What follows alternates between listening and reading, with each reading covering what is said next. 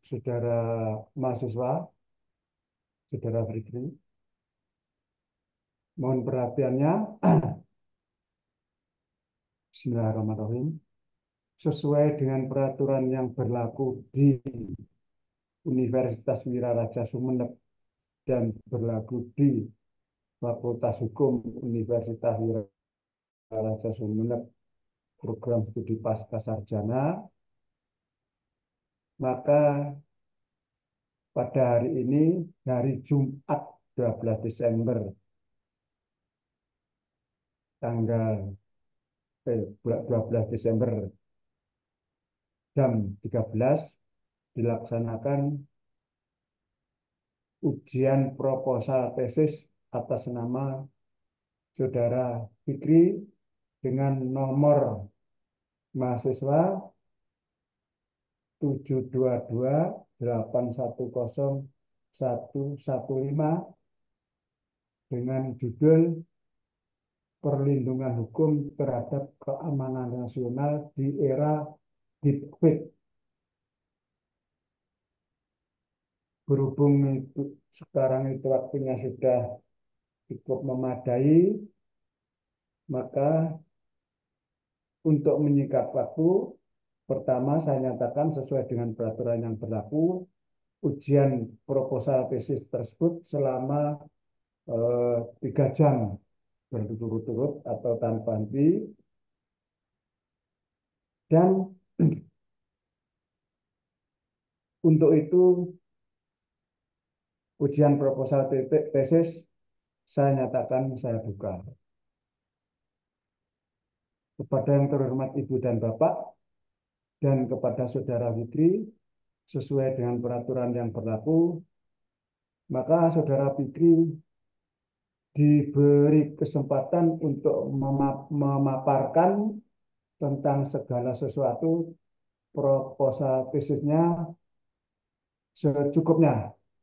Untuk itu, maka Saudara Fikri disilahkan mulai.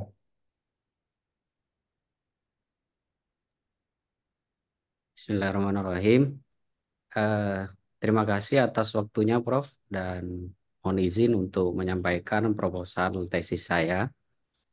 Saya menyampaikan juga terima kasih kepada semua penguji dan magister hukum yang telah berkenan untuk menguji proposal tesis saya dengan judul Perlindungan Hukum Terhadap Keamanan Nasional di Era Deepfake.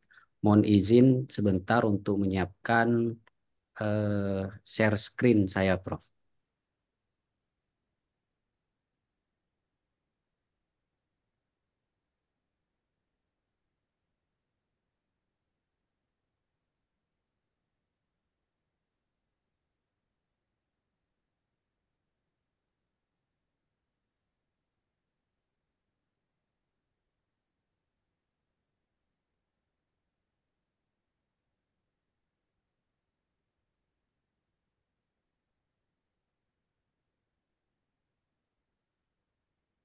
Baik, Bismillahirrahmanirrahim.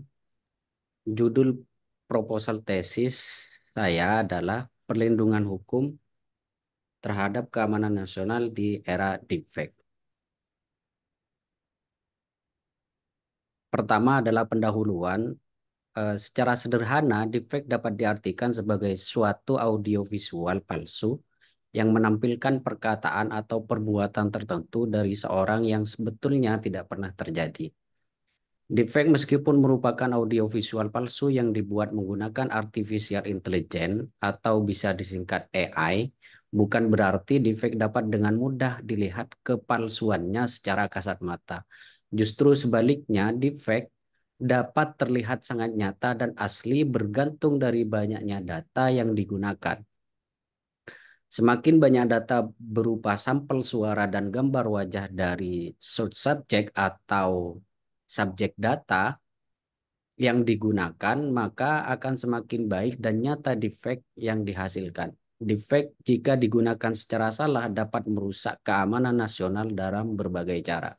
Sementara undang-undang masih belum dapat memberikan perlindungan hukum yang baik karena adanya kekaburan hukum di dalamnya.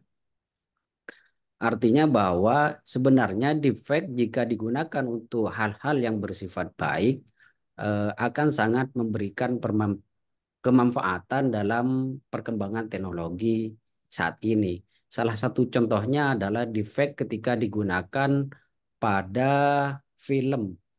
Contoh misalkan film Impossible misalkan. Nah, akan tetapi mulai dari perkembangannya saat defect mulai lahir pada tahun 2017, kemudian defect ini mulai disalahgunakan oleh beberapa orang yang kemudian itu melanggar undang-undang. Nah, salah satu contoh video defect akan kami tunjukkan sehingga bisa memberikan gambaran bahwa seperti apakah defect yang menunjukkan sebagai suatu audiovisual palsu yang menampilkan perkataan atau perbuatan tertentu dari seseorang.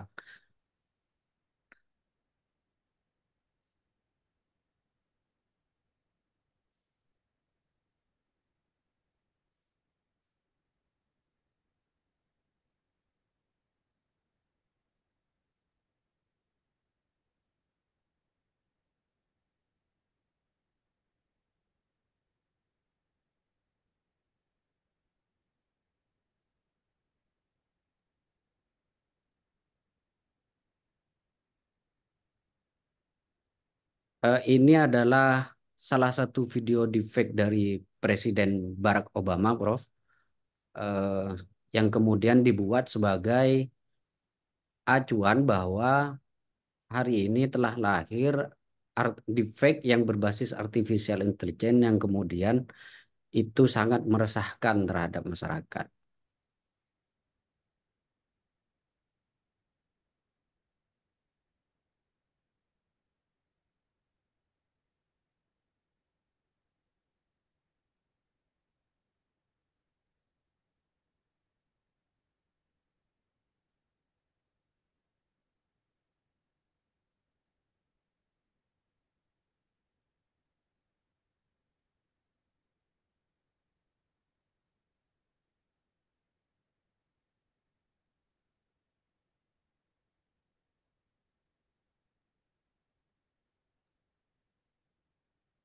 Suaranya nggak bisa ini ya. Tidak terdengar sampai tempat saya. Gimana, Prof? Tidak dengar di tempat saya. Oh, suaranya ya, Prof. Ya,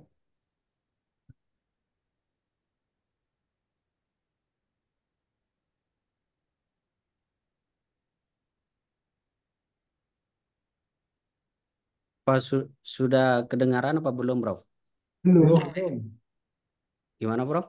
belum. belum.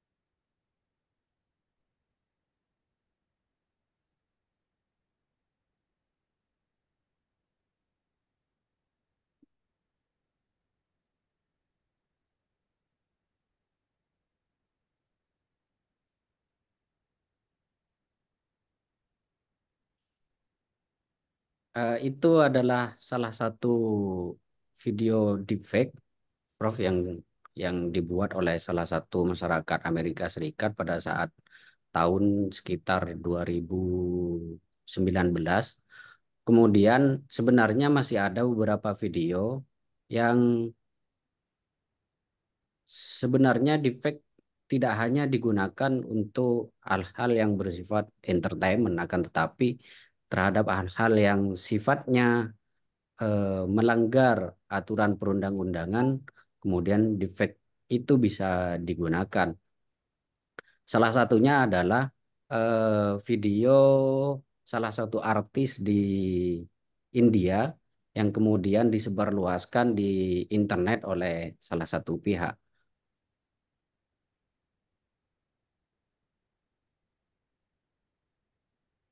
Nah, kenapa kemudian artificial intelligence yang deepfake ini membutuhkan peraturan yang bisa memberikan perlindungan terhadap masyarakat? Karena pada saat ini perlindungan yang diberikan oleh peraturan perundang-undangan, salah satunya yang disampaikan dalam Undang-Undang ITE, kemudian Undang-Undang Nomor 27 tahun 2022 masih belum mencakup secara keseluruhan ataupun masih belum bisa menyelesaikan terhadap persoalan deepfake ini.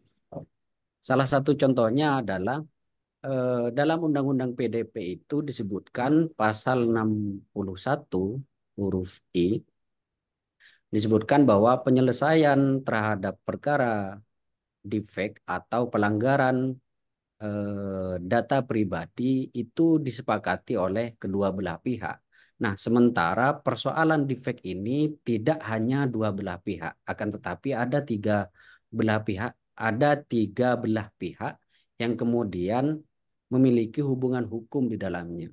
Pertama adalah pihak yang disebut dengan subjek data, atau dalam Undang-Undang PDP disebutkan subjek data adalah orang yang melekat pada dirinya data pribadi seseorang yang kemudian bisa diidentifikasi baik melalui internet maupun eh, beberapa gambar-gambar tertentu yang kemudian bisa mengidentifikasi data pribadi seseorang. Kemudian yang kedua adalah pengelola data. Nah, pengelola data ini adalah salah satu setiap orang, individu, lembaga atau badan hukum atau komunitas atau salah satu perwakilan internasional yang kemudian diberikan hak dan mendapatkan persetujuan oleh subjek data untuk mengelola data pribadi mereka. Nah, kemudian yang terakhir adalah pelaku deepfake ini. Nah, sementara dalam Undang-Undang PDP salah satu contohnya adalah ketika mengacu dalam pasal 60 huruf I, mohon maaf, Prof, pasal 21 huruf E bahwa penyelesaian sengketa deepfake itu harus disepakati kedua belah pihak. Atau beberapa pasal yang lain mengatakan lebih mengutamakan terhadap mediasi. Nah, artinya bahwa eh, ada salah satu pihak yang kemudian lolos dari jerat hukum. Nah, sehingga kemudian yang dijerat dalam Undang-Undang PDP contohnya adalah hanya subjek data dan kemudian pengelola data. Nah, itulah eh, sementara pelaku defek ini akan bebas dari jerat hukum yang kemudian itu menjadi salah satu isu hukum dalam eh, proposal tesis saya bahwa ini adalah kekaburan hukum. Nah, selain itu memang ada dalam Undang-Undang ITE disebutkan bahwa salah satu bentuk perlindungan hukum yang diberikan oleh pemerintah adalah eh, RTBF, Right to be Forgotten, hak untuk dilupakan. Nah, sementara hak untuk dilupakan itu sulit untuk diaplikasikan karena mau bagaimanapun juga kalau digaji dari perkembangan deepfake mulai tahun 2017 sampai sekarang itu perkembangannya sangat pesat. Bahkan saya bisa katakan bahwa hukum masih belum mampu mencapai terhadap perkembangan teknologi artificial intelligence ini. Kalau saya tadi menampilkan terhadap video Barack Obama yang deepfake itu, kita masih bisa mengidentifikasi perbedaan, oh ini adalah deepfake atau asli. Kita masih bisa melihat perbedaan itu, bahwa video itu masih tidak real, nyata. Nah, akan tetapi perkembangannya hari ini dari beberapa literatur yang saya baca, bahwa deepfake itu hari ini perkembangannya bukan hanya eh, sudah tidak lagi membutuhkan banyak sampel untuk membuat video, audio, visual palsu ini. Akan tetapi kita hanya deepfake artificial intelligence ini hanya butuh satu sampel saja untuk membuat itu. Bahkan dari beberapa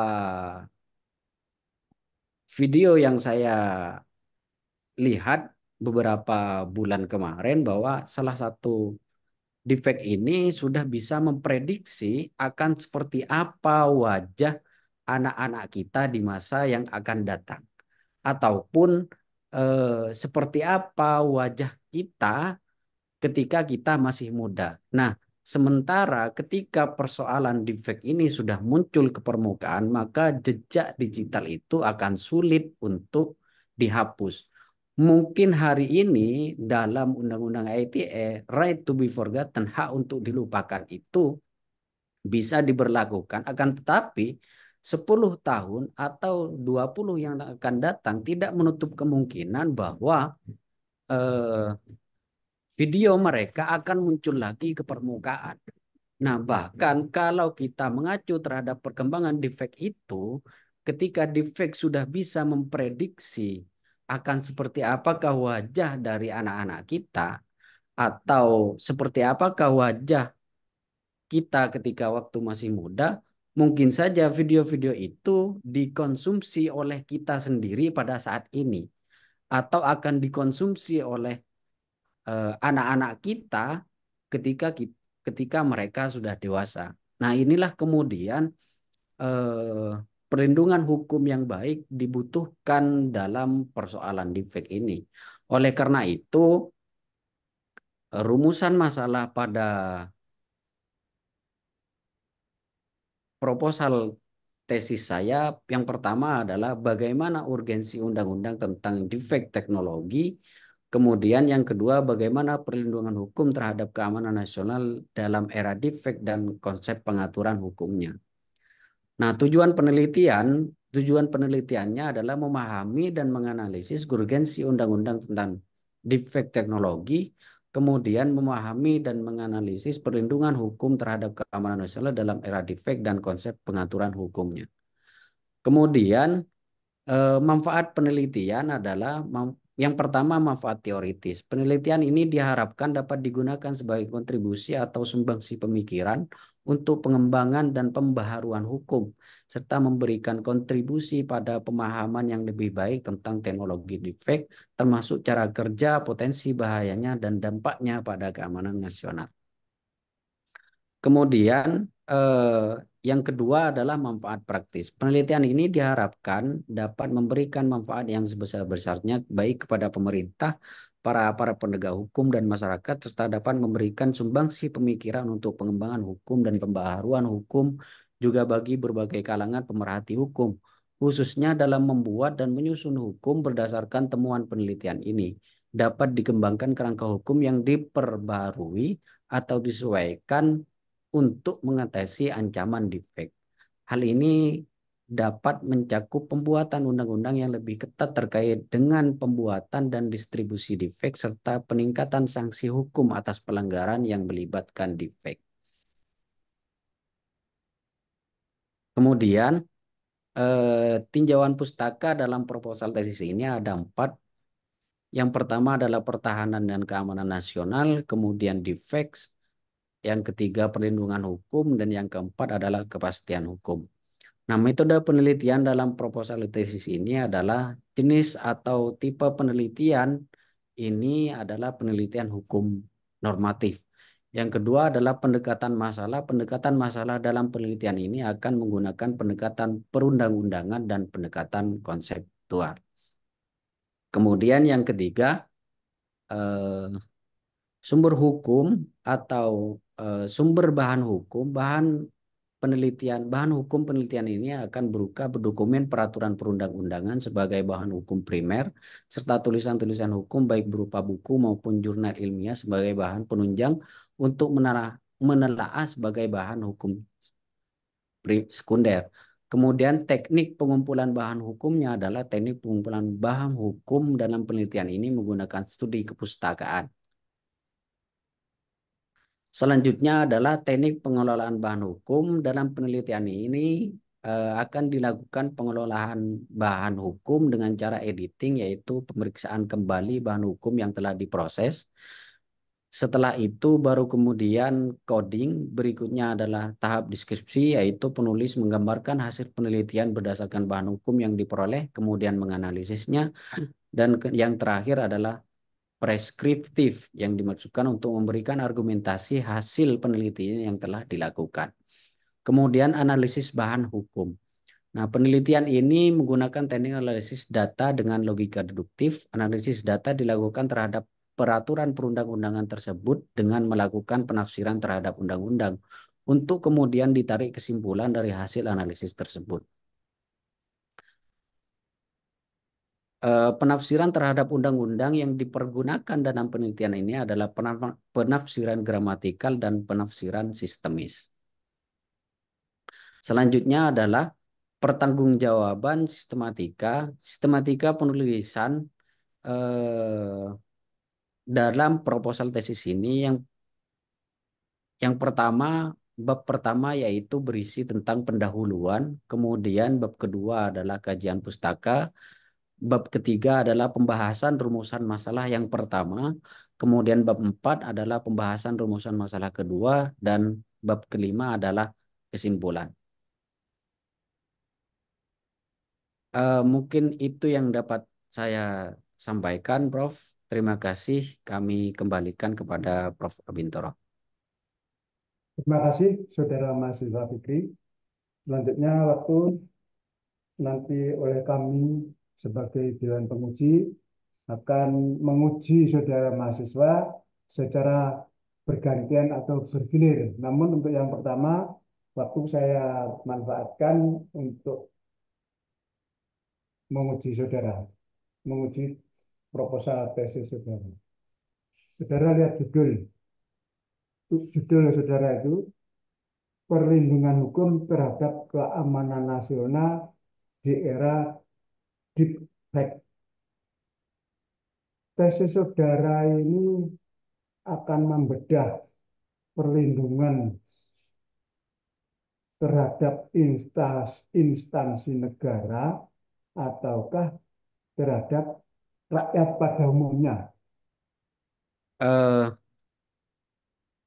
Keamanan nasional itu dibagi menjadi dua ya kan, Prof. Dalam undang-undang. Pertama adalah keamanan nasional yang digunakan untuk negara sebagai suatu bangsa. Kemudian untuk proposal tesis ini keamanan nasional yang digunakan untuk masyarakat secara umum gitu dalam suatu negara.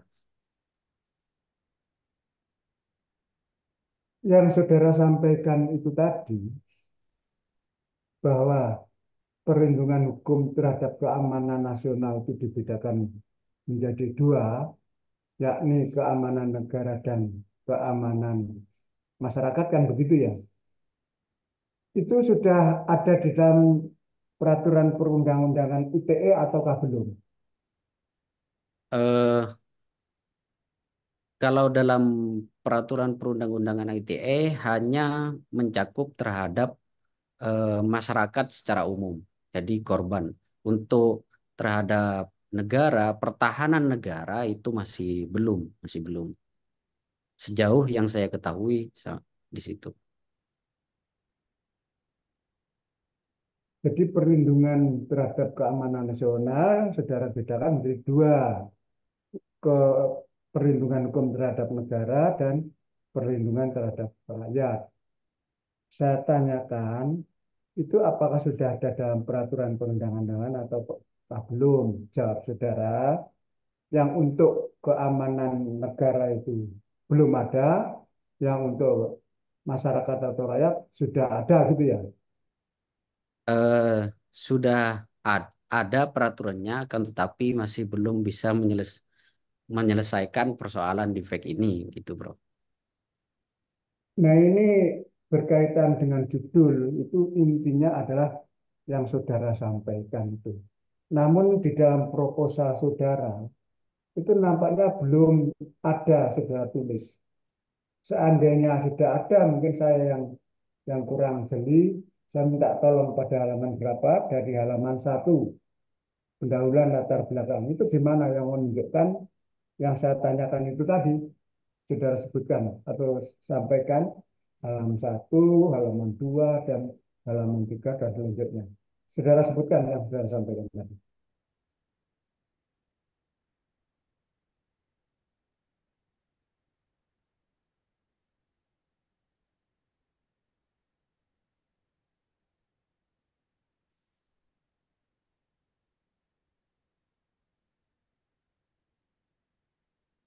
Kita punya headset ya, punya handset ya, ya punya handset, iya. Eh, Jadi,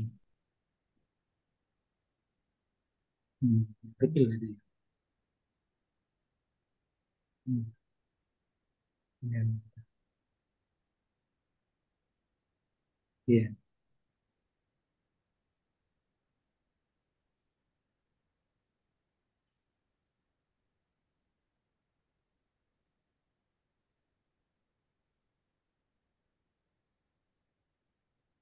itu saya kira masuk di halaman 7 sampai halaman 8, Prof. Ini ujian proposal tesis, jangan menggunakan saya kira. Kalau belum ada ya bicara belum ada. Kalau sudah ada tunjukkan yang saya tanyakan karena ini masih berkaitan dengan judul perlindungan hukum terhadap keamanan nasional.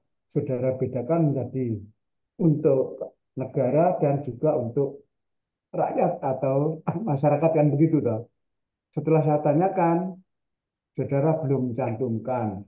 Seandainya sudah mencantumkan, padahal ini adalah proposal tesis saudara, ini saudara mengapa belum bisa menunjukkan yang katanya dari halaman berapa 3 itu saja menggunakan kata saya kira, gitu.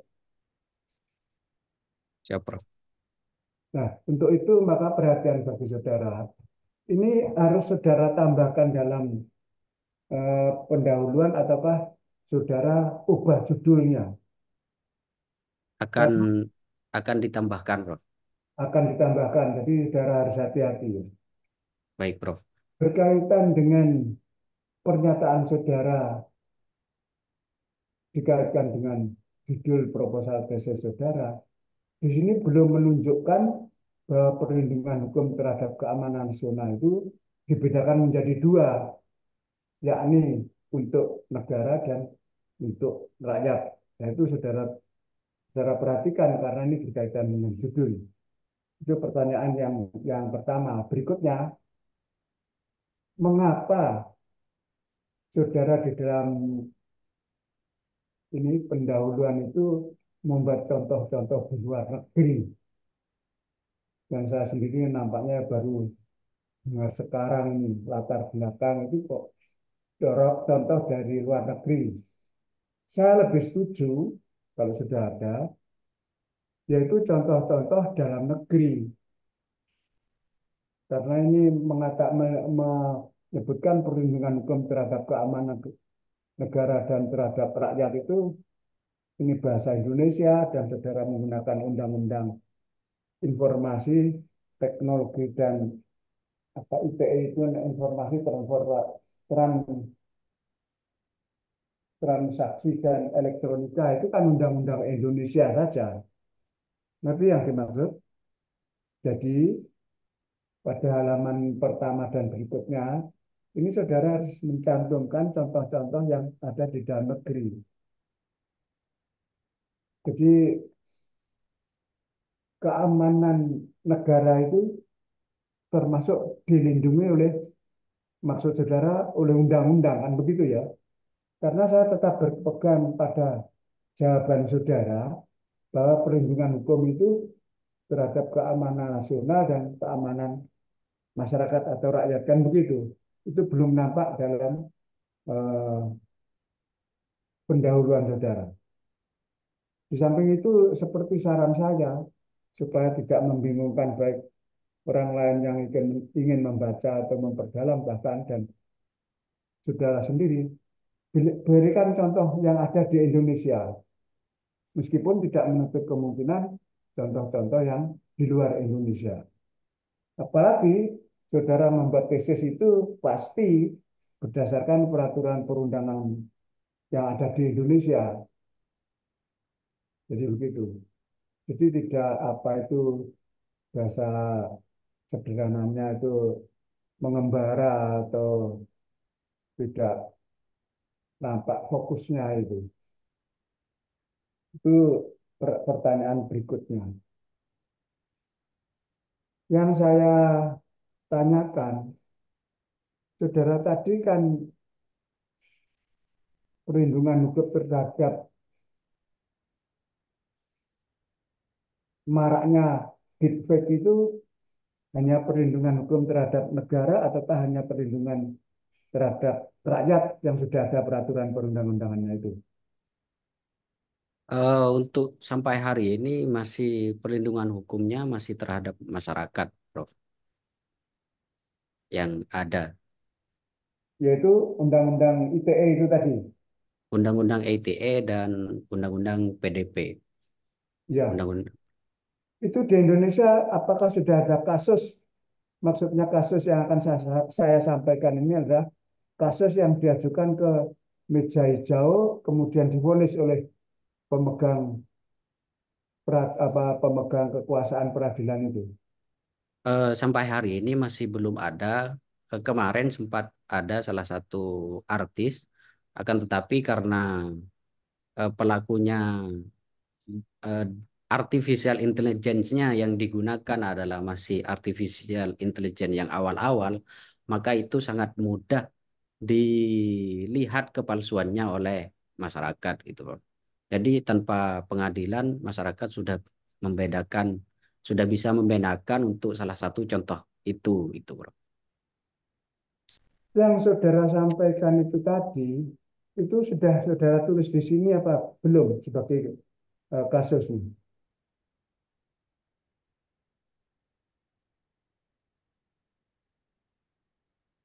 Kasus itu sebagai titik pijak dari saudara bekerja, yang pekerjaan saudara itu berstatus sebagai tesis.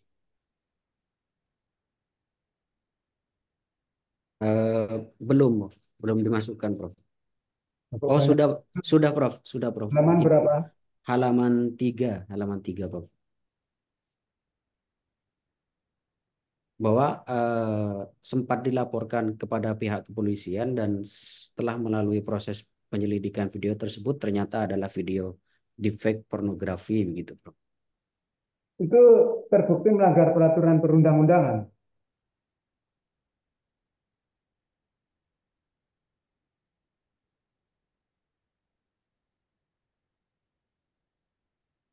Iya, melanggar peraturan perundang-undangan, Prof. Namun mengapa kok tidak dia dilanjutkan diadili atau dia diadili lanjutan berupa vonis? Kalau itu saya kurang paham, Prof. Cuman dari hasil yang penyelidikan dari pihak kepolisian itu, eh, bahwa video pornografi dari artis Nagita Slavina ini adalah video pornografi deepfake gitu, Prof. Jawaban saudara itu nampaknya kok mengambang atau tidak menjurus. Saudara kuliah di ilmu hukum, berkaitan ada kasus yang saudara sebutkan itu Siapa Nagita Slavina itu loh. Siap, Prof. Ya, Ya, bukan. Prof. Ya. Ya, Prof.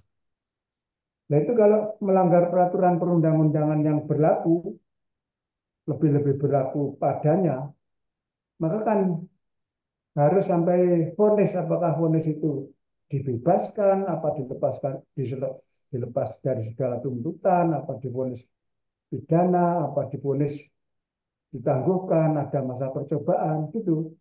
Karena saudara itu pendidikannya pendidikan hukum berkaitan dengan ya atau tidak, salah atau tidak salah.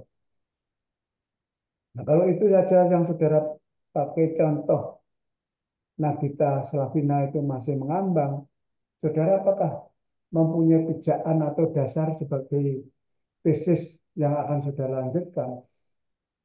Itu saudara catat itu ya untuk ditambahkan. Baik, Harus Prof. sampai di situ. Baik, Prof. Ini diajukan menurut saudara sampai pada polisi apa mana ini.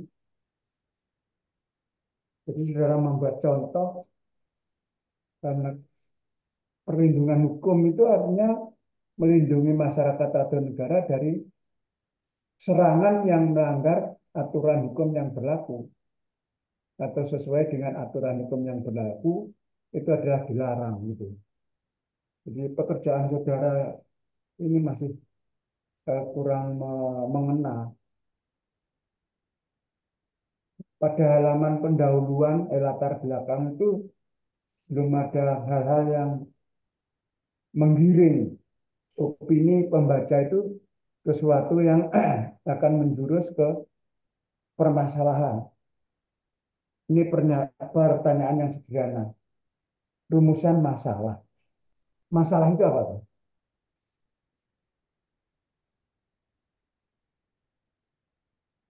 Masalah adalah persoalan yang perlu diselesaikan gitu. Betul. Masalah itu adalah persoalan yang perlu diselesaikan. Nah, ini contoh persoalannya saja, saudara masih mengambang. Jadi, rumusan masalahnya berisi bagaimana urgensi undang-undang tentang deepfake teknologi. Nah, ini nampaknya pisah atau tidak berkait dengan pendahuluan. Bagaimana urgensinya undang-undang. Nah, ini kok bicara tentang urgensi undang. Bagaimana perlindungan hukum terhadap keamanan nasional dalam era deepfake dan konsep pengaturan hukumnya. Jadi konsepnya saja masih saudara pertanyakan.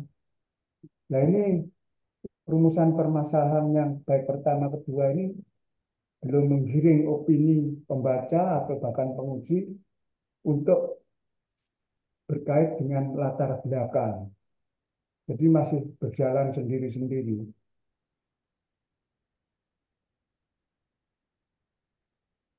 Jadi saudara membuat karya ilmiah dalam hal ini adalah sudah berkualitas sebagai tesis, itu harus ada permasalahannya, lalu permasalahan itu dirumuskan. Dalam merumuskan itu berbagai ragam kegiatan apa itu dan misalnya sampai berhalaman-halaman, bertebal-tebal, lalu sampai pada kesimpulan. Setelah kesimpulan saran, sudah sampai pada saran itu sudah merasa pandai namanya raja saran. Dan ini pada awalnya saja saudara belum bisa menunjukkan apa yang saya tanyakan kalau sudah sampai pada rumusan masalah. Memang benar, jawaban saudara itu benar.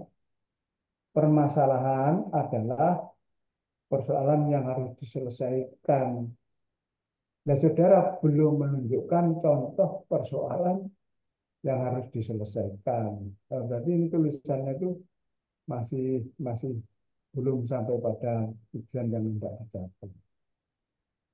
Jadi perlu saudara camkan lebih lebih mendasar lagi.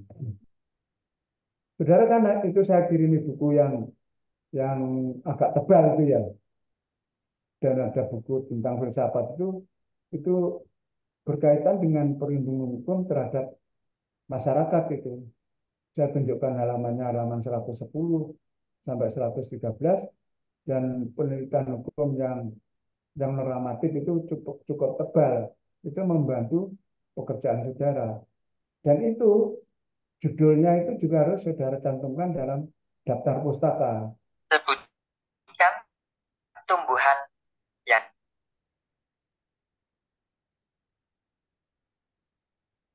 Berikutnya, pertanyaan dari saya, saudara dengan saya kan katakanlah setiap hari itu melihat YouTube dan TV. Sekarang usumnya capres dan cawapres, itu parodi yang bisa disimpulkan oleh orang awam bahwa itu, kalau boleh saya katakan di sini, calon presiden itu ditampilkan secara berolok-olok. Dan calon presiden maupun wakil presidennya nampaknya karena sedang akan menjadi presiden dan akan menjadi wakil presiden tidak bereaksi. Apakah itu termasuk uh, deepfake itu, parodi yang ditampilkan secara berolok-olok dan mengundang tawa itu masuk di sini apa tidak? Eh, harus dilihat terlebih dahulu video itu adalah video deepfake atau bukan, Prof. Karena ada beberapa video yang kemudian seperti Pak Prabowo yang joget kemudian diparodikan. Nah, itu adalah salah satu video asli yang kemudian diparodikan. Nah, video Interupsi, deepfake interupsi, saya kurang dengar kalimatnya yang itu tadi, yang ditekan itu tadi. eh, harus dilihat terlebih dahulu apakah video itu sebelum diparodikan sudah benar-benar ada di internet atau masih belum ada gitu, Bro. Karena untuk mengidentifikasinya bahwa video deepfake ini harus bersifat palsu gitu. Nah, kalau memang ada jejak digital yang bisa menyebutkan bahwa ini adalah video palsu dan kemudian diedit oleh seseorang dengan menggunakan audio-audio yang mengolok-ngolok, maka itu tidak termasuk dalam video deepfake itu, Prof. Gitu. Berkaitan dengan palsu dan tidak palsu itu salah satu parodi itu, saudara dan saya kan pasti tahu bahwa yang namanya Pak Prabowo itu orangnya gagah dan ganteng. Karena memang beliau itu adalah tentara, kan begitu. Nah, itu wajahnya itu dibuat wajah yang mengundang geli, itu kan pasti palsu. Itu pasti bukan wajahnya eh, Pak Prabowo yang diperankan itu.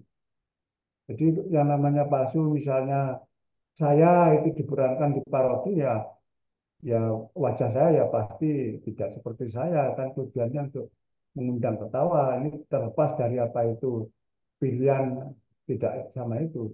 Ini saudara sedang ujian berkaitan dengan itu, kalau boleh saya katakan. Nah, itu mengapa Pak Prabowo itu di wajahnya itu tidak seperti yang diparodikan itu beliau, saya sampaikan, kan tentara, tentara itu pasti orangnya gagah, dan yang gagah itu dekat dengan ganteng. Itu yang memerankan itu kan wajahnya di, diusahakan sedemikian rupa sehingga mengundang ketawa. Itu parodi itu termasuk deepfake apa tidak? Itu Tidak Pak, termasuk, tidak tidak. termasuk, Prof. Tidak Ya, termasuk, Prof. itu saudara sampaikan di sini loh ya, di dalam pendahuluan. Karena memang itu menurut saya ada hubungannya. Karena apa? Karena itu seandainya orang yang diparodikan itu tidak terima atau menuntut, ya bisa juga terjadi. Ya, saudara perhatikan berkaitan dengan itu, parodi itu.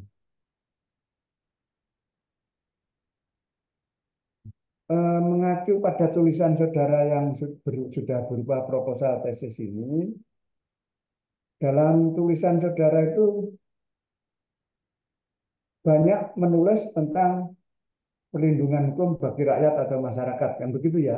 Karena memang literatur yang saudara sampaikan itu perlindungan hukum terhadap rakyat. Nah, supaya berimbang antara perlindungan hukum terhadap rakyat dan perlindungan hukum terhadap negara, itu ya namanya berimbang. Ya sederhananya ya, 50-50 atau serah 50% itu perlindungan hukum terhadap rakyat, 50% perlindungan hukum terhadap negara. Seimbang itu termasuk pembahasannya, literaturnya, dan rumusan masalahnya.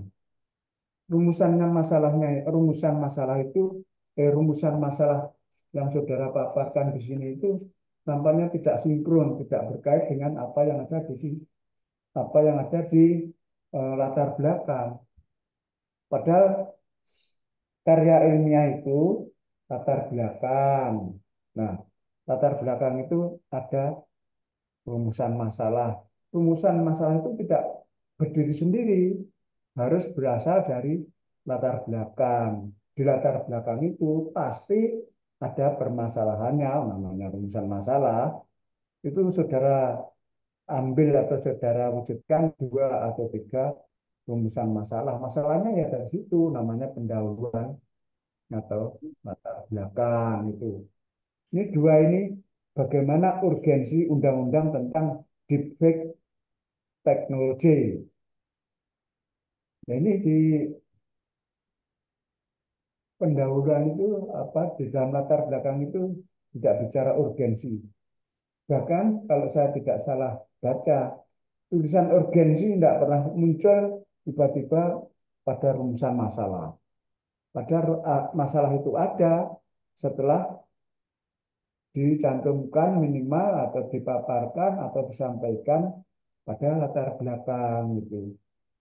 Kemudian rumusan masalah kedua pun juga setali 3 uang, tidak ada bedanya dengan yang rumusan masalah yang pertama. Bagaimana perlindungan hukum terhadap keamanan nasional di era dekat dan konsep pengaturan hukumnya. Saudara kok bicara konsep? Apa itu konsep? Jangan-jangan saudara tidak ngerti. Jadi, saya sebagai penguji menyarankan bahwa rumusan masalah itu harus diubah. Kalau saudara tidak harus mengubah, mempertahankan rumusan masalah ini, ya di depan harus berseluk-beluk atau ber, berbincang-bincang tentang urgensi undang-undang tentang DIPEK. Terus kedua, konsep pengaturan hukumnya di era DIPEK. Ini kalau saudara mempertahankan rumusan masalah. Kalau mempertahankan latar belakang dan ditambah seperti apa yang diujikan pada saudara oleh kami bertiga nanti akan mengujinya, maka rumusan masalah harus diganti. Intinya, latar belakang dengan rumusan masalah itu harus sinkron atau gandeng atau ada kaitannya. Kalau mempertahankan rumusan masalah, itu saudara harus mengubah latar belakang. Kalau mempertahankan latar belakang sesuai dengan ujian proposal saudara yang akan kami uji bertiga itu, dan ditambah-tambahi, rumusan masalah harus diganti. Nah, itulah yang namanya ujian proposal. Siap, Artinya, bro. Siap, bro. mahasiswa itu ya pasti salah. Ya, Siap, bro. semua orang yang jadi dosen itu ya dulu pasti pasti disalahkan. Siap, Justru bro. yang sering Benar-benar. salah itulah orang yang ingin benar. Ini malah ada dalam tulisan. Fokus proposal tesis ini apakah keamanan nasional ataukah masyarakat hukum? Itu dan tulisan saudara itu keamanan nasional porsinya dengan masyarakat hukum, masyarakat umum tidak imbang. Jadi harus keseimbangan. Kalau boleh saya sampaikan secara sederhana, karya ilmiah itu, ini akan saya gambar ini, dapat diibaratkan badan manusia, di mana badan manusia ini secara sederhana ada kepala, ada leher, ada tubuh manusia, ada kaki, jumlahnya 2. Kepala itu adalah pendahuluan, ya sudah dengan saya. Kepala ini dapat diibaratkan pendahuluan. Lalu leher ini adalah rumusan masalah. Maka dari itu rumusan masalah kan hanya sedikit 2 kalimat, bila mana perlu 3. Nah, badan atau tubuh itu tentang segala sesuatu yang berkaitan dengan saudara nanti membuat tesis. Setelah selesai, diakhiri dengan kesimpulan dan saran. Ini kakinya kan 2 orang itu ya. Yang kaki 1 itu kesimpulan, yang kaki yang lain itu saran. Kesimpulan itu yang menyimpulkan, tidak berdiri sendiri. Nah, saran itu saudara sudah mengangkat dirimu bahwa saudara sudah bukan orang goblok karena sudah membuat tesis. Maka dari itu menyarankan. Di tempatmu tinggal itu siapa orang yang bisa menyarankan orang lain? Pasti ya pimpinan masyarakat yang ada di situ, ya toh. Tidak Siap. anak SMP itu menyarankan Pak RT kan tidak mungkin. Karena Pak RT itu kan lapisannya lebih tinggi daripada sekedar anak SMP. Ini saran dari Pak RT loh, Pak RT menyarankan. Kalau di fakultas, nah ini saran dari rektor eh, yang akan disampaikan oleh dekan itu. Enggak mungkin saudara mahasiswa semester 2 lalu menyarankan itu. Ya, ya enggak mungkin lah. Ini hanya berandai-andai Siap, siap, Bro. ya Siap, Bro. bahwa karya ilmiah itu harus berangkai-rangkai. Nah, antara kepala, leher, tubuh dan kaki kan berangkai-rangkai. Nah, begitu. Selanjutnya halaman 40. Di halaman 40 tulisanmu itu pasti saudara saudara sendiri mungkin ketawa.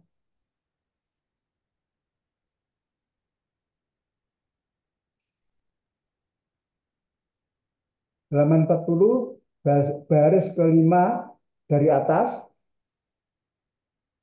itu kok menurut ada tulisan disertasi ini. Padahal disertasi itu katakanlah hampir semua orang tulisan akhir dari program doktor. Ya tahu ada di tulisan itu. Halaman 40. Siap, Prof. Itu kok kata tiban dari langit lalu kamu ambil itu saudara perhatikan itu. Ya, Ya, mohon maaf, Prof. ya, perhatikan. Terus halaman 45. 40, 40, 45. Itu diawali dari 44. Menurut Moksin, jenis-jenis pendidikan hukum menurut Moksin, halaman 44. Ya, sudah kelihatan? Sudah ketemu? Siap. Itu halaman 45 itu tidak disebutkan sumbernya. Ini yang saudara maksud Muksin itu apakah Pak Muhammad Muksin orang Surabaya yang sekarang sudah meninggal yang dulu menjadi rektor Unsuri itu? Muhammad Muksin itu kawan saya sekolah itu. Itu memang menulis buku beliau. Menurut Philippus M. Hajon, Philippus Mandiri Hajon itu dosen saya di Rangga. Jadi saudara apabila menulis, mengutip dari tulisan ilmuwan yang terdahulu, itu harus secara jujur mencantumkan asalnya dari ini.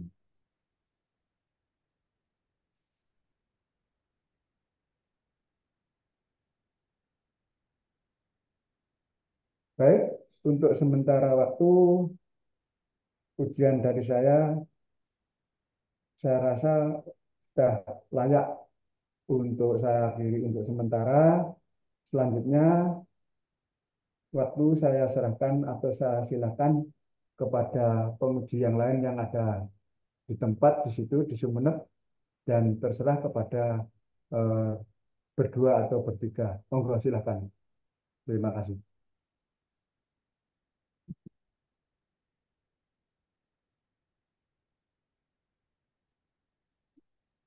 Suaranya Pak Saiful belum di unmute.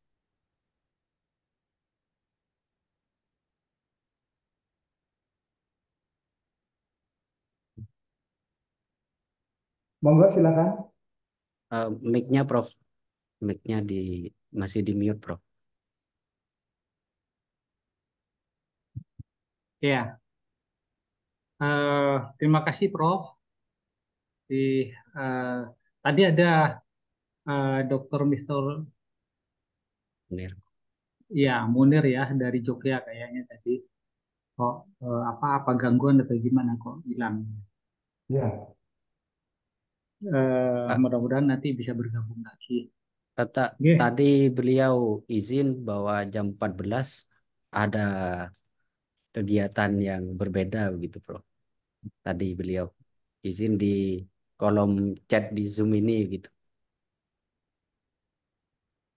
ya silakan. Ya, Jadi silakan kepada beliau-beliau yang ada di tempat di Sumeneb untuk menguji mahasiswa.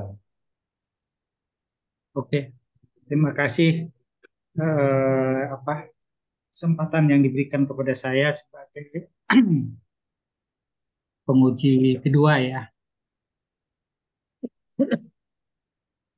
Sebelumnya saya ucapkan selamat kepada Saudara Fikri ya yang pada saat ini sudah masuk pada eh, tahapan proposal tesis ya. Ya, ini sudah capaian yang patut kita apresiasi sudah memasukin proposal ini. Yang kedua, saya juga menyampaikan salam hormat kepada pembimbing eh, utama ini, Profesor Dr. Andisa Bintoro Pakoso ini yang tadi sudah secara panjang lebar memberikan masukan yang sangat berharga bagi saudara Promovindus yaitu saudara Fikri. Memperhatikan proposal tesis dari saudara, pertama saya menyampaikan beberapa hal ya. Pertama dari judulnya, saudara eh, judul perlindungan hukum terhadap keamanan nasional di era deepfake ya. Ini saya apa dari judul ini masih mempertanyakan kok eh, apa ada ya era deepfake itu ya sekarang ya.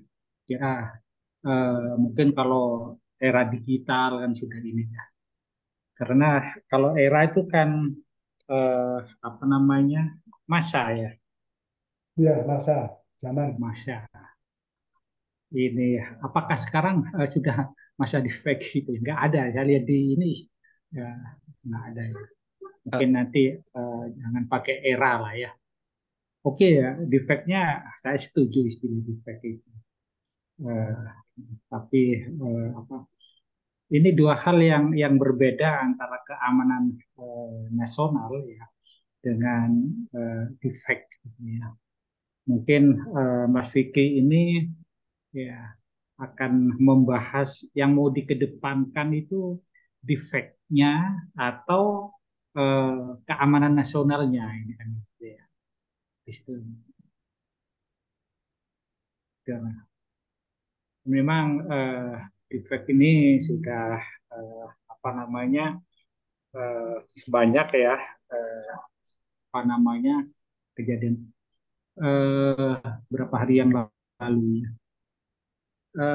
14 hari yang lalu tepatnya itu 12 hari yang lalu tepatnya 30 Desember itu di apa harian Jawa Pos itu sampaikan bahwa diberitakan Perdana Menteri Singapura itu jadi korban defect ya. Jadi jadi seolah-olah dia itu menyampaikan platform tentang kripto ya, eh, yang direkam, eh, padahal itu bukan dari dia, sehingga masyarakat itu berinvestasi besar-besaran di besar-besaran. kripto itu. Nah, ternyata itu bukan Oh, bukan eh, dari beliau ternyata. gitu dinyalakan. Bukan. Nah, itu masih apa perkembangan itu terbaru itu. Terus kemudian gini saya biar sebelum kita membahas yang lebih lanjut di latar belakang gitu ya. Di latar belakang itu memang saya sepakat dengan Prof. Abintoro, belum ada isu hukum ya yang nampak gitu.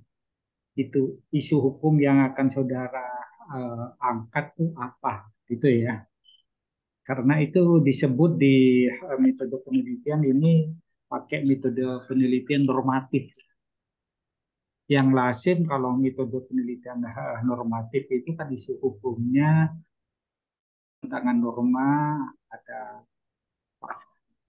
kekaburan, kesamaran hukum atau inilah kekosongan hukum. Nah ini belum nampak di bab 1 di latar belakang, sehingga saudara juga eh, apa rumusan masalahnya juga belum match dengan judul ya.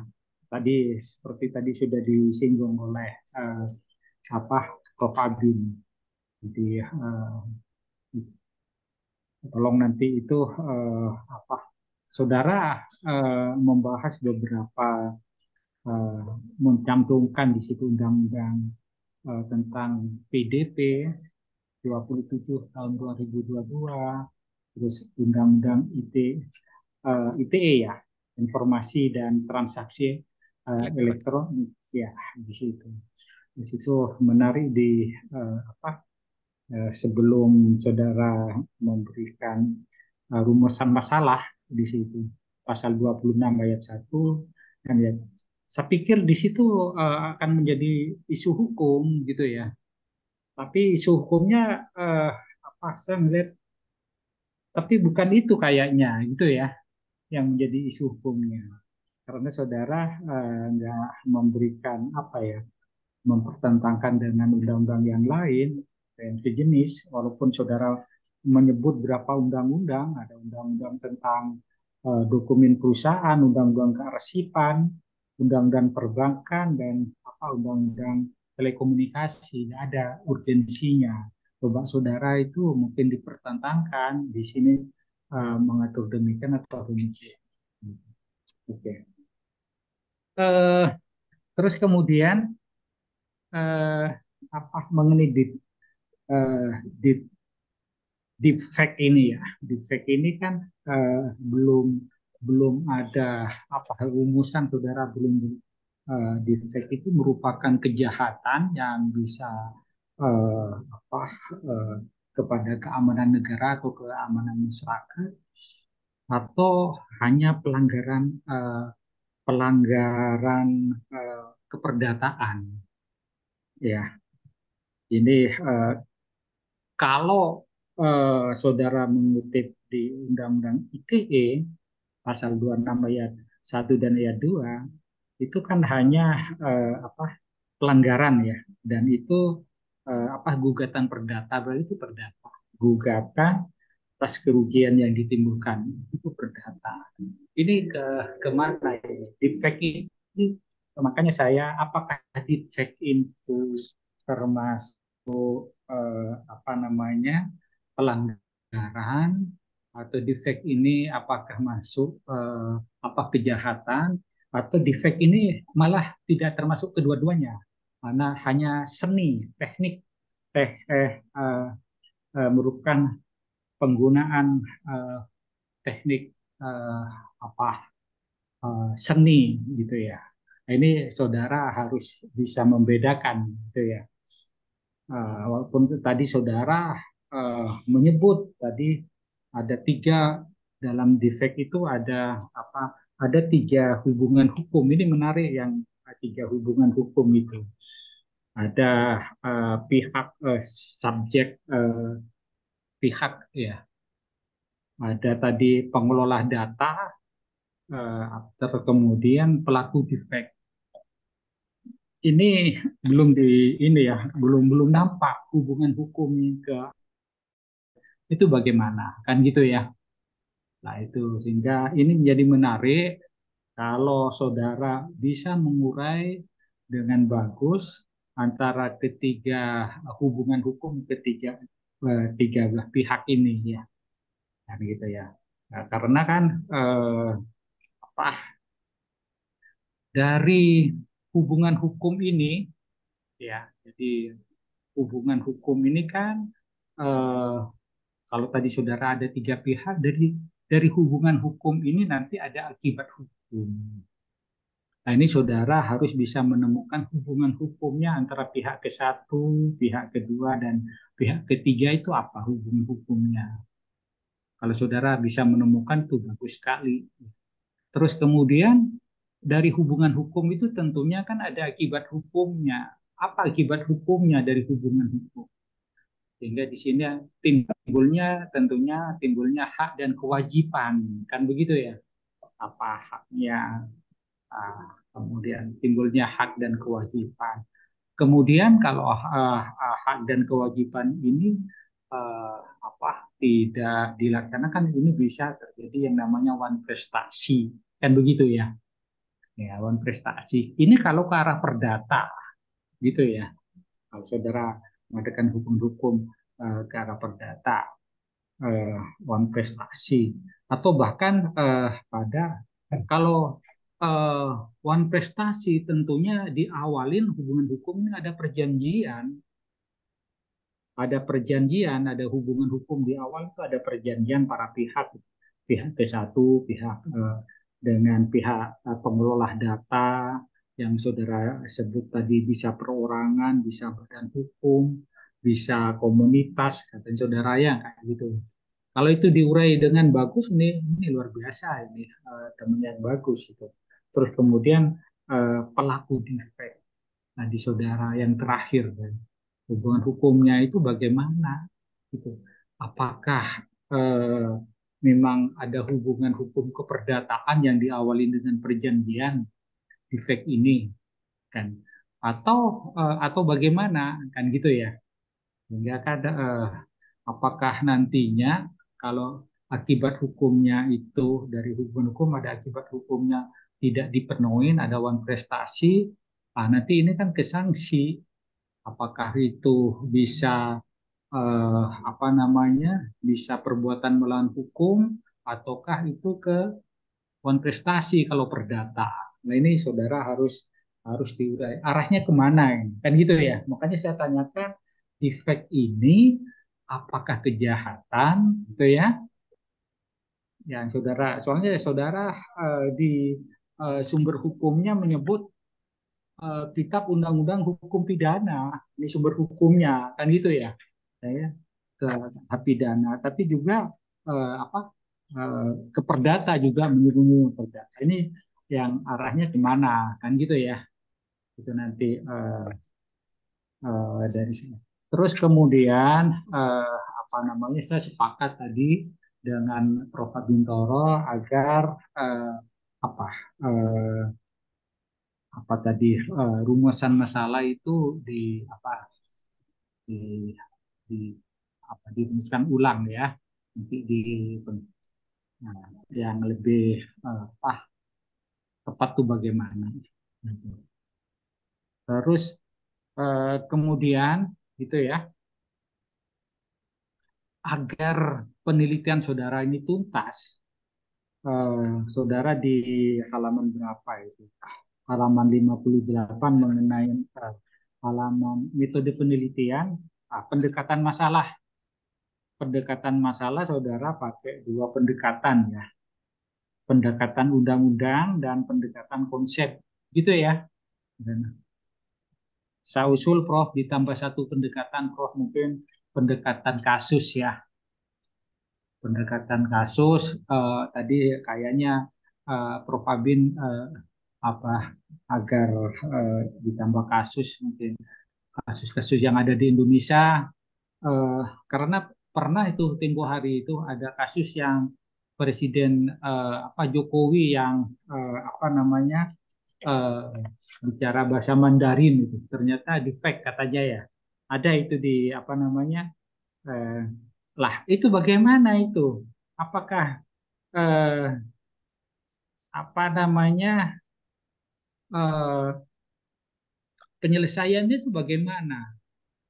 Apakah itu bisa ke pidana atau bagaimana yang Pak Jokowi ngomong Mandarin itu ya, gitu atau yang tadi yang disampaikan oleh Prof. Abin itu eh, yang apa Wapres eh, apa dengan parodi itu ya.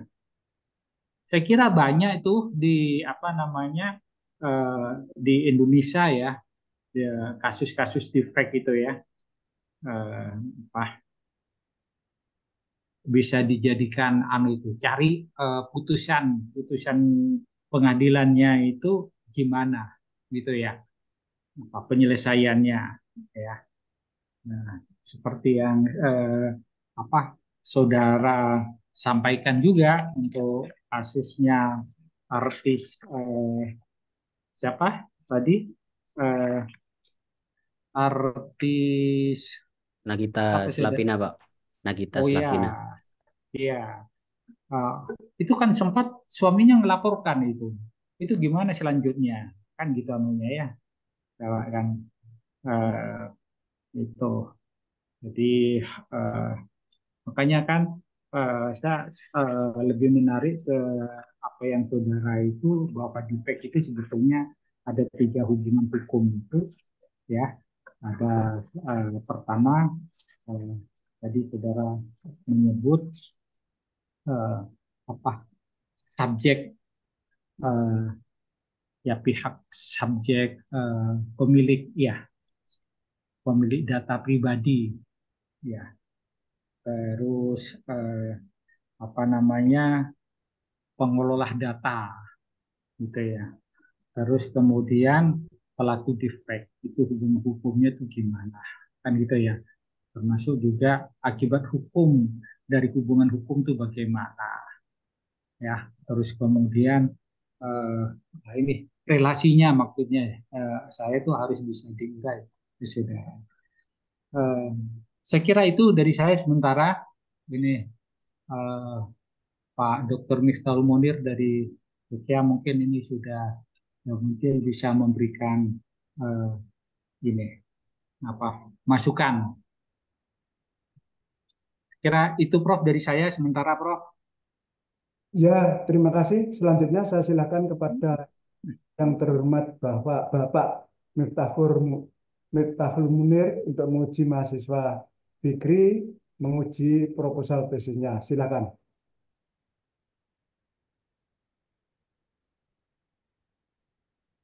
Baik, Prof. Abintoro. Halo, suara saya Ya, apakah kedengar? Kedengeran, kedengeran, Pak. kedengaran Ya, Pak, Ya, bagus ya, suaranya. normal.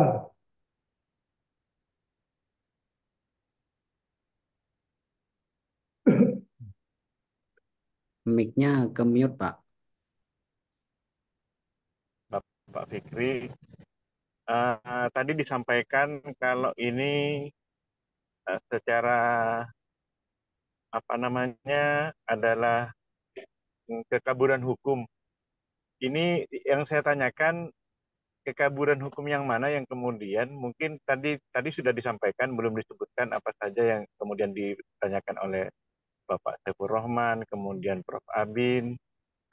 Yang dimaksud kekaburan hukum itu yang mana, Mas Fikri? Apakah kemudian UU ITE itu sendiri atau yang mana yang dilihat sama Mas Fikri dalam dalam analisisnya? Kalau karena kemudian metodenya analisis di sini, yang mana Mas Fikri? Eh, dua dua-duanya, Pak. Karena dalam Undang-Undang ITE terdapat kekaburan hukumnya, kemudian di dalam Undang-Undang PDP juga terdapat kekaburan hukum itu, gitu, Pak. Baik. Apakah di UU ITE itu sudah tegas eksistensi mengenai peraturan atau undang-undang cipta teknologi itu, Mas Fikri? Eh, belum, belum, Pak. Karena salah satu info terbaru juga dalam Undang-Undang ITM, sekalipun hari ini masih belum diberlakukan, bahwa ada beberapa pasal yang saya jadikan sebagai acuan terhadap kasus defek ini, akan tetapi kemudian dirubah dan diganti menjadi KUHP yang baru gitu, Pak. Yang ini apa namanya, transaksi elektronik pasal 26 ayat 1 itu yang kemudian dimaksud Mas Fikri. Bukan, Pak. Di Yang mana? pasal pasal 27 ayat 1, Ya. kemudian pasal 28 ayat 3, pasal 45 ayat 3, dan beberapa pasal yang lain gitu. Baik. Kalau saya baca sedikit, kalau misalnya bukan kekaburan tapi kekosongan, bagaimana Mas Fikri? Karena secara tegas tidak disebutkan di sana. AI dan defect ini masih masih belum jelas secara hukum. Kalau di kami itu kemarin itu karena berhubungan dengan haki ya, AI itu berhubungan dengan haki, bagaimana kekaryaan seniman dan sebagainya, itu sudah kami usulkan jauh-jauh hari itu, sampai sekarang belum belum ada belum ada tanggapan apa-apa mengenai hal tersebut, termasuk kemudian di Undang ITE ini untuk ditambahkan beberapa hal, tapi ternyata belum ada apa peraturan menteri dan lain sebagainya. Kalau kalau kemudian itu kekosongan, bisa kalau tetap tetap ini kekaburan masih bisa dicarikan ya. Tadi tidak ditambahkan oleh Bapak Saiful Rohman untuk ditambahkan misalnya kasus misalnya, terus kemudian ditambahkan lagi oleh Prof. Abin untuk kasus di Indonesia saja karena menyangkut eh, apa namanya, warga negara di ininya dan negara di judulnya, atau diganti judul atau latar belakangnya ditambah misalnya. Apakah begitu Mas Abi? Mas Fikri maksud saya. Eh, saya kira akan tetap ke kekaburan hukumnya, Pak. Karena dalam pasal 27 ayat 1 itu jelas bahwa seseorang yang kemudian tanpa izin menggunakan data pribadi orang lain itu melanggar peraturan perundang-undangan. Nah, kasus defect ini adalah salah satu hal yang melanggar tanpa izin terhadap data pribadi seseorang gitu. Baik. Kalau misalnya kemarin kan ada kasus tapi kemudian tidak apa namanya, tidak dihukum ya, karena kemudian tidak menyangkut data-data, dia hanya kemudian pengguna. Mic-nya ke mute, Pak.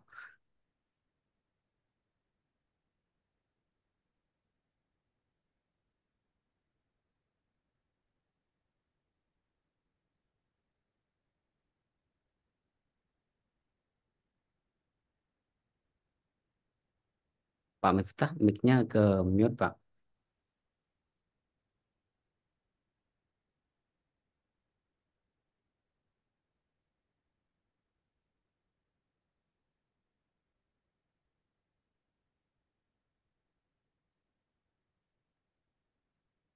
Tapi Mas Fikri, Eh, Barusan mic-nya ke mute, Pak. oh ya, maksud begini, apakah kan di kasus, ada kasus yang disebutkan di sini oleh Mas Fikri, ada kasus bahwa sempat ada kasus tapi kemudian tidak tidak terjerat hukum karena kemudian dia hanya pengguna data yang mengelola kan defect atau AI itu sendiri. Nah, tapi kan di dalam hukum itu jelas, logika hukumnya jelas bahwa apa namanya, eh, hmm, perangkat teknologi ini tidak akan bekerja dengan baik apabila kekurangan data. Dia akan bekerja sebaik mungkin, steril mungkin kalau datanya semakin semakin banyak dia akan semakin baik bekerjanya. Kan logika hukumnya jelas, pasti terjerat. Berarti tidak kabur dong, tidak kosong. Tapi ada logika yang kemudian apakah, makanya saya meminta kalau misalnya itu kemudian dibebaskan, kalau Mas Fikri punya data redaksi dari kenapa dia kemudian bebas dari jerat hukum UTE, itu kenapa? Apakah di redaksinya itu disebut, maka disitulah kemudian kita bisa analisis. Begitu Mas Fikri. Silakan ditanggapi.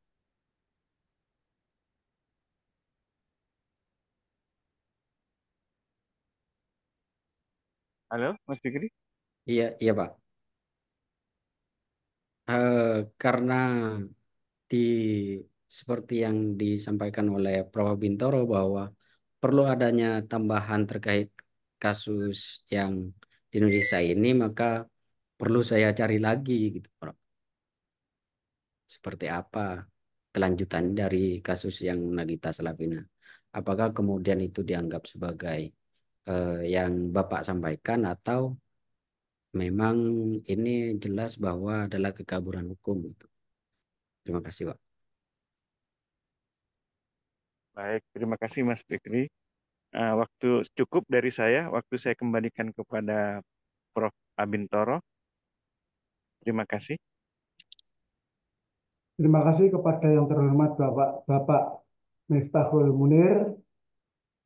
Kemudian waktu masih akan saya sampaikan kepada Bapak Saifur Rahman, barangkali masih ada tambahan, silakan.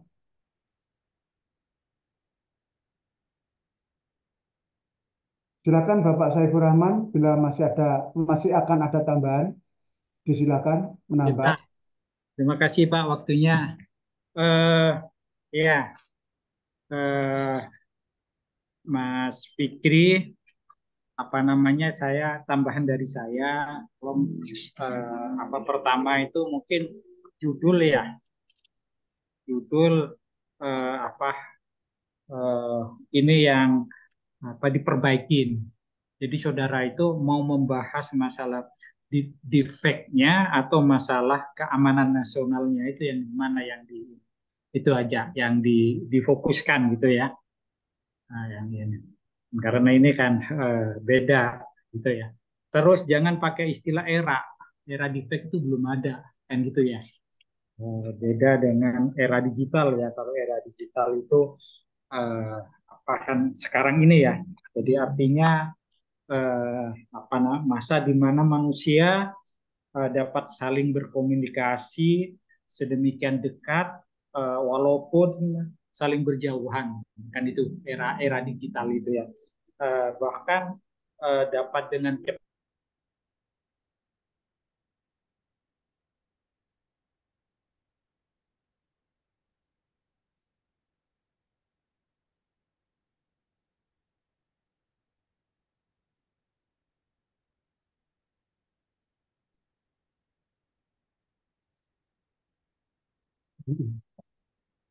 Ini apa sana?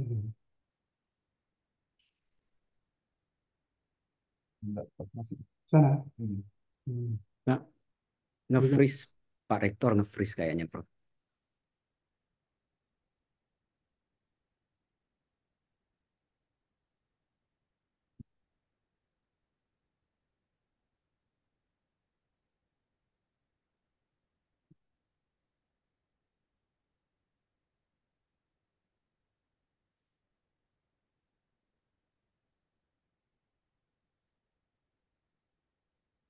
Ke, ke logout, anu, Pak Rektor, Prof.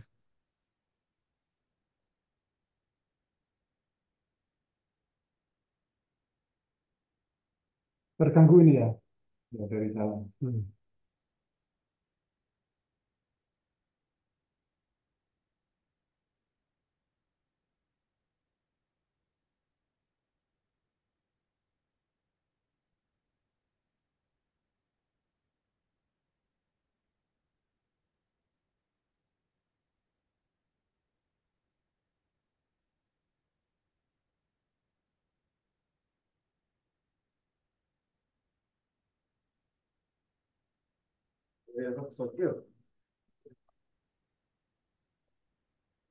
Oke, mohon maaf tadi terlempar ya.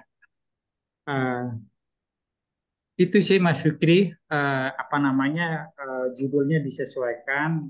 Penting apa saudara mau memfokuskan di apa perlindungan hukum terhadap keamanan negara atau itu tadi apa saudara apa mau memfokuskan pembahasan pada masalah defeknya gitu ya. Gitu. Eh, yang penting jangan pakai istilah era, kurang era defect itu kurang Baik. ini ya. Terus kemudian yang di bab 1 latar belakang itu ya. Tolong kalau saudara itu isu hukumnya tuh belum nampak gitu ya. Walaupun saudara apa tadi apa tadi itu kesamaran ya, kesamaran norma yang samar gitu ya. Tolong saudara itu disebut di undang-undang mana gitu ya, pasal berapa, ayat berapa, itu yang menimbulkan kesamaran itu di mana kan gitu ya. Bukan hanya menyebut di undang-undangnya ini, tapi di latar belakang itu harus di ini ya, diurai gitu ya, sehingga Yap. jelas apa namanya yang baca itu jelas. Oh ini apa namanya isu hukumnya ini gitu ya. Yap. Terus kemudian memang isu hukum itu tidak perlu dijelaskan, tapi hanya diurai. Terus kemudian apa rumusan masalah gitu ya. Rumusan masalah itu apa namanya disesuaikan dengan isu hukumnya kan gitu ya, hingga nyambung Yap. nanti. Terus kemudian ini ada apa ada dua di sini gitu ya, saudara. Saudara tadi apa urgensi undang-undang tentang defect teknologi gitu. Ya, makanya kan defect itu kan defect sendiri kan sudah teknologi sebetulnya ya. Defect itu lama. Terus kemudian nanti itu harus saudara apa nanti uh, defect itu saudara kemana ya? Apakah defect itu termasuk perbuatan hukum gitu ya? Apakah termasuk defect itu perbuatan hukum yang masuk ke kejahatan gitu ya, atau masuk perbuatan hukum yang pelanggaran gitu ya. Ini harus saudara, kalau kalau pelanggaran itu mungkin ke apa ke perdatanya pembahasannya, kalau apa kejahatan nanti pembahasan, biar inilah apa namanya biar fokus gitu nanti saudara itu membahasnya kemana. Dan itu ya Mas Fikri ya, bisa ngikutin tapi ya. Bisa, Pak. Bisa, Pak. Terus kemudian apa namanya metode pendekatannya itu ditambahin satu ya, pendekatan apa pendekatan masalah untuk pendekatan masalahnya itu kan saudara nulis di sini di halaman 58 itu ada pendekatan undang-undang dan pendekatan konsep kan gitu ya. Untuk membahas apa membahas rumusan masalah ini kalau hanya dua pendekatan kurang saya kira ya. Lebih baik kalau saudara itu apa ada kasus yang pernah diputus gitu ya. Bisa dicari dasar pertimbangannya hakim itu bagaimana. Jadi sehingga ditambah ada di sini ada pendekatan kasus. Saudara bisa melihat di putusan-putusan Mahkamah Agung itu mungkin yang berhubungan dengan defek ya. Sudah ada saya kira apa dari di Mahkamah Agung itu ya kan sekarang kan bisa di apa namanya di tracer kan gitu ya. Wah, saudara tinggal ketik di putusan di itu yang berhubungan dengan defek di Indonesia itu muncul di beberapa kasus itu. Ya, nah itu nanti dicari apa apa namanya putusan pengadilannya bagaimana, pertimbangan hukumnya dari para hakim itu bagaimana dalam memutus tersebut. Saya kira itu ini akan kalau dari substansi materi ini bagus ini, bagus saya kira informasi eh, ya. Saya kira itu Prof dari saya Prof Abin. Yang dapat saya sampaikan mungkin bisa lebih ini dipertajam nih Prof. Monggo Prof dipersilahkan. Eh, ada eh, Pak Miftahul Munir mungkin ya akan menambahin. Saya kira itu dari saya. Selanjutnya saya kembalikan ke Prof Abin Toro ya. Kepada Bapak Saiful Rahman, selanjutnya kepada Bapak Miftahul Munir, Miftahul Munir, Munir, saya silakan apabila masih ada penambahan, masih ada waktu, monggo. Saya Prof. Abin Toro. Dari saya cukup, Prof. Abin Toro. Tadi tambahan-tambahan dari Prof. Abin Toro dan Bapak Dr. Saiful Rahman sudah banyak sekali. Dari saya cukup itu saja. Konfirmasi saya sudah cukup. Terima kasih Prof. Abin Toro. Waktu saya kembalikan kepada jenengan. Terima kasih kepada Bapak-Bapak sebagai tim penguji. Berhubung ini namanya ujian proposal tesis, tidak ada predikat lulus dan tidak lulus. Namun Saudara Fikri harus perhatikan, tesis saudara itu masih belum memadai. Saudara sudah bisa melanjutkan proposal tesis ini untuk diangkat atau dilanjutkan sebagai tesis. Jadi tidak ada predikat lulus dan tidak lulus. Namun saudara judulnya harus diubah dan banyak tambahan-tambahan yang saudara terapkan, saudara jalani atau saudara tambahkan lagi. Jadi tidak ada predikat lulus atau tidak lulus, namun diberi kesempatan untuk melanjutkan dengan catatan banyak tambahan-tambahan sesuai dengan apa yang disampaikan oleh kami bertiga sebagai dosen penguji dari kami. Selanjutnya untuk sementara waktu nampaknya sudah cukup, maka barangkali ada usulan dari saudara mahasiswa Fikri. Cukup Prof. Terima kasih atas waktunya. Baik, terima kasih dari saudara Fikri. Maka dari itu saya sebagai ketua tim penguji proposal tesis, ujian tersebut saya nyatakan cukup dan saudara Fikri, saya ulangi yang kesekian kalinya, harus menambahi proposalnya, memperbaiki sesuai dengan saran, dan dapat melanjutkan ke tingkatan menulis tesisnya. Untuk itu waktu sudah cukup dan saya sebagai ketua tim penguji dengan ucapan Alhamdulillahirrahmanirrahim, ujian proposal tesis saya nyatakan ditutup. Amin. Terima kasih Prof. Terima kasih Prof. Ya, Terima kasih Terima kasih Pak Bapak Miftah, Rektor. ya, Pak Rektor. terima kasih.